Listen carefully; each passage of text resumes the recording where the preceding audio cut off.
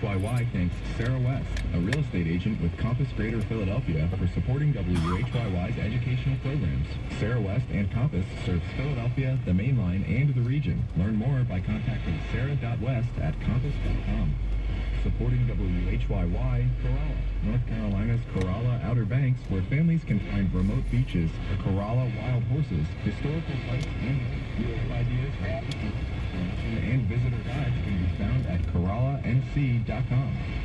This is Fresh Air. And if you're just joining us, we're remembering Bob Edwards, the longtime host of NPR's Morning Edition, who died on Saturday. Let's get back to the interview Terry recorded with Edwards in 2004 about his book, Edward R. Murrow and the Birth of Broadcast Journalism. After World War II, Murrow becomes vice president of the Director of Public Affairs at CBS. He assembles a news team. Most of them go on to become some of the most famous people in broadcasting journalism. He moves from radio to television, helps define what television news is. And then, of course, he's covering things during the McCarthy era. And one of the things he's asked to do at CBS is to sign the loyalty oath. And I think a lot of his colleagues were expecting him to refuse, but he didn't refuse. Why didn't he refuse? I think he picked his battles, and he thought that one was too big.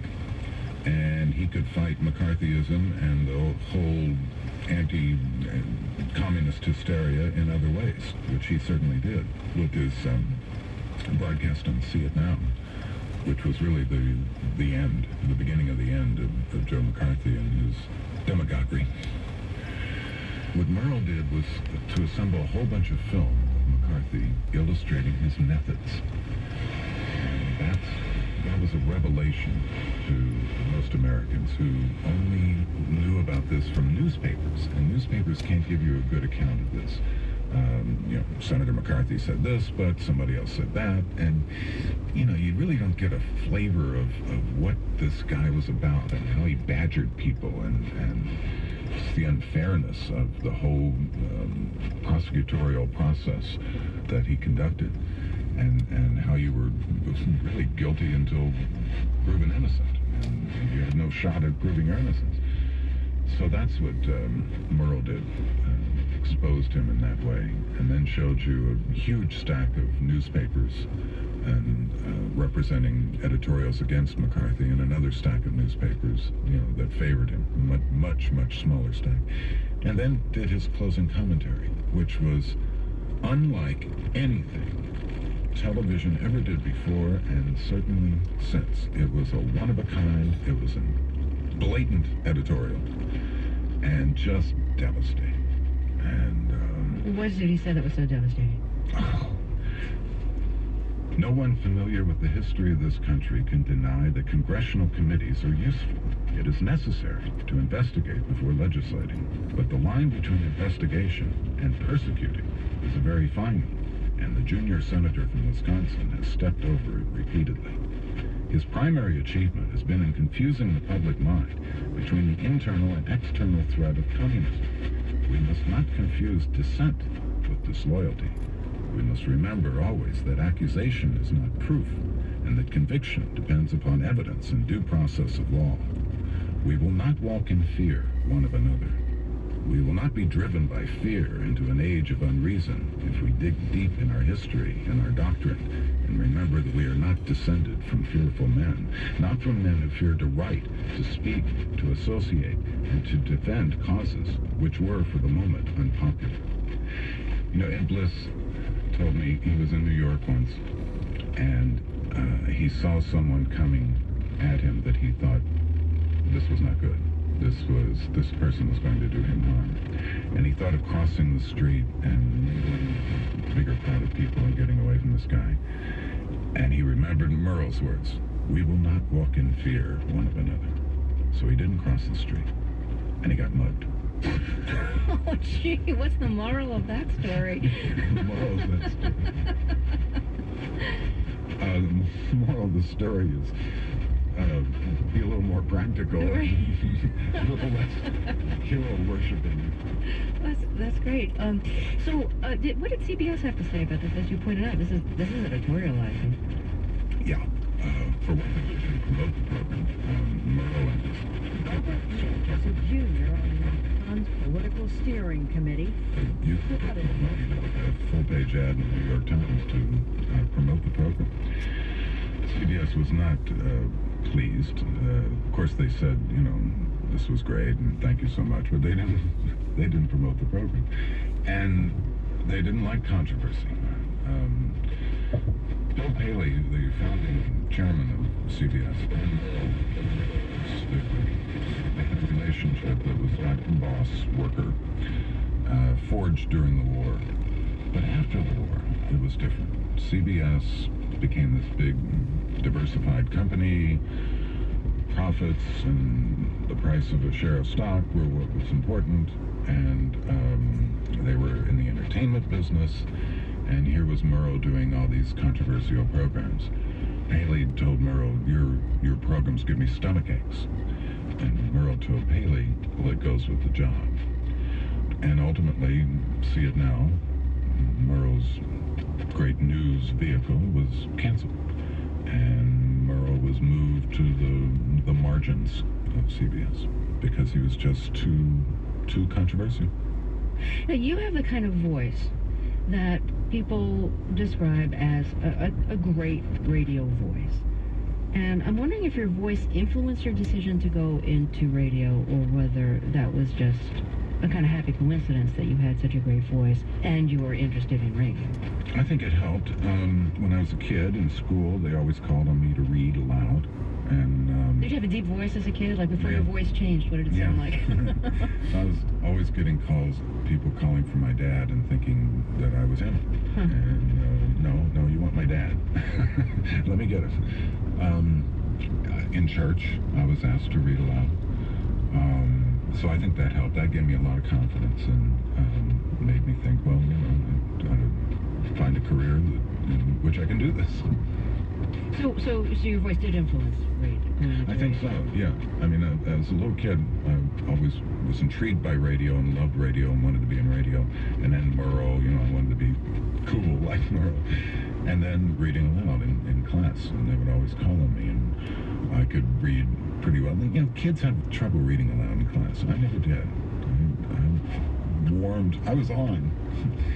And so, put all that together. And then the 60s. The 60s definitely focused me on news as opposed to any other jobs in broadcasting, because look what was going on while I was in college from 65 to 69.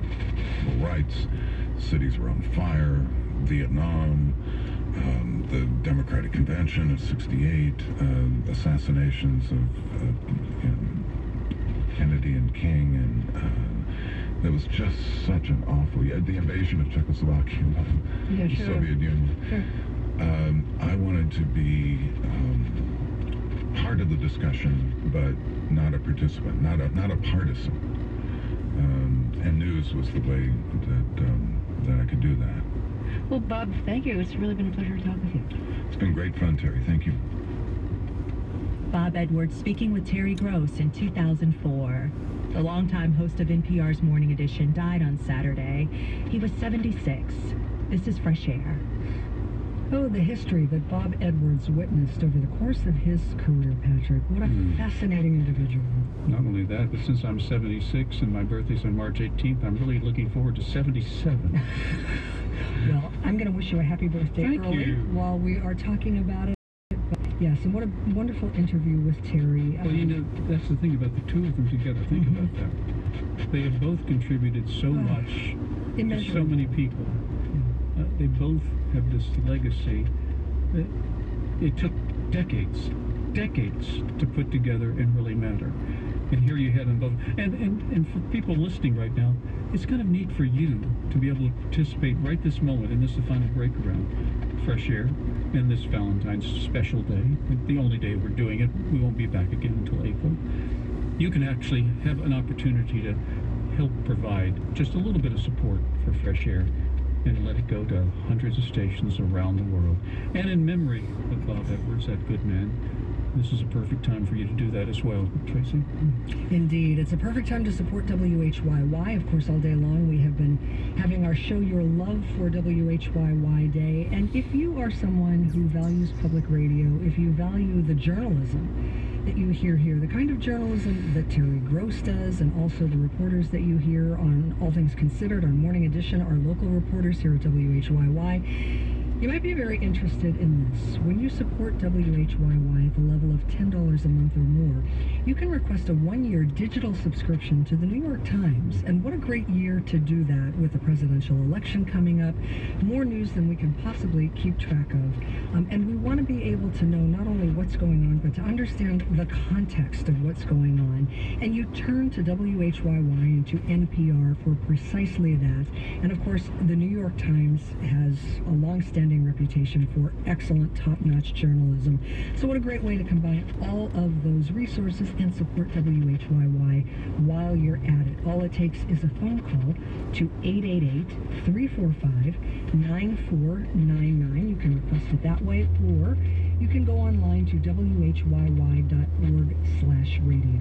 And you'll get Passport, thousands of hours of public television programming as well. That, of course, was for a $10 a month sustaining membership. Now, if you jump to the $12 a month sustaining membership, you can get the very special, I'd never seen this before, it's gorgeous, the Fresh Air stainless steel tumbler. The color is mostly black, a little brown at the bottom. It has the Fresh Air logo, and of course, the words Fresh Air with Terry Gross, NPR, WHYY. And you'll also get a password for passport. Yeah, your own Yes. password. There's just too many passes in there, but you'll get it. You'll get all of the passes that we have, and they'll be coming to you for thousands of hours of public television programming at 888-345-9499 or WHYY.org. But let's keep in mind now, this is the final break around this Valentine's Day special, and therefore this is your final opportunity to sort of be part of the Fresh Air team. Because when you call in, this is the local station, the only local station that provides fresh air to the world. And they notice when you support it. That's an opportunity for our listeners that all those other hundreds of stations don't have when they call their local public television or public radio stations. You can. So take advantage of it right now. 888-345-9499. Little known fact that Yeah. Terry Gross and her excellent executive producer Danny Miller happen to be heavily involved in the selection and the design of all the Fresh Air thank you I gifts. heard that. So yes, when you support WHYY at $12 a month or more, Fresh Air tumbler, which really is very nice looking, know that Terry and Danny had a hand in creating the design. Which makes it even more personal. It does indeed, and it's just a wonderful way to show your support, not only for Fresh Air, but for WHYY and all the great programming that you depend on from us day in and day out. We are so appreciative and so grateful for our listeners who have come through for us time and time again. We know that you value the programs that you hear here, and every time you make a donation to WHYY, that's a vote of confidence for us. You're letting us know that you appreciate this programming and that you want to hear more of it. So with that in mind, if that's meaningful to you, if you haven't yet had an opportunity to show your love for WHYY, give us a call. 888-345-9499. Online, it's whyy.org/radio. And before we go away, let's remind you that we had a challenge today, an extra $10,000 from a couple in Winmore, Anonymous, and we got it. We made it Yes. because of you. We want to thank all of you. We spent a lot of time on this Valentine's Day, understandably, talking about love. And you don't think about it this way. But one of the nice things about radio is very personal. And the people that you listen to, you feel like you really get to know them. It works in reverse as well. They feel that way about the listeners. I know Terry Gross does, and the rest of the staff. So join them all at 888-345-9499. And for all of you who have, we love you. WHYY is supported by The Upside and The Upside app. WHYY monitors traffic and transit for major delays. Supported by Billy Joel's new song, Turn the Lights Back On. WHYY-FM Philadelphia, WNJM Manahawkin, WNJN-FM Atlantic City, WNJZ Cape May Courthouse, streaming on the WHYY app and at WHYY.org. This is what $300 worth of Shein will look like. TikTok is full of influencers posting fashion hauls, unpacking huge boxes of cheap polyester clothing. It's super thick material and it's not like ugly. Like I've ordered ones before that are so gross. Clothes from brands like Shein might be ultra fast, but their quality is questionable. I am very skeptical the Shein garment will last 15 years. It will last in a landfill for 1,000 years. Would you even recognize a beautifully crafted garment anymore? I don't know where to find clothes that are quality. I've had more seams give way and buttons fall off easily. The bottom seams of t-shirts seem to roll up when you wash them. I'm Meghna Chakrabarty. Today on Point, how fast fashion and social media are fueling a high consumption, low quality world. Stay with us.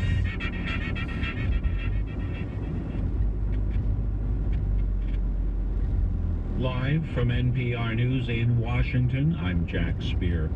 Authorities in Kansas City, Missouri say a shooting incident at the end of a Super Bowl victory parade there left 22 people wounded today. Police have confirmed at least one death. Kansas City Police Chief Stacey Graves at a news conference expressed outrage that a day that should have been celebratory was marred by tragedy. I'm angry at what happened today.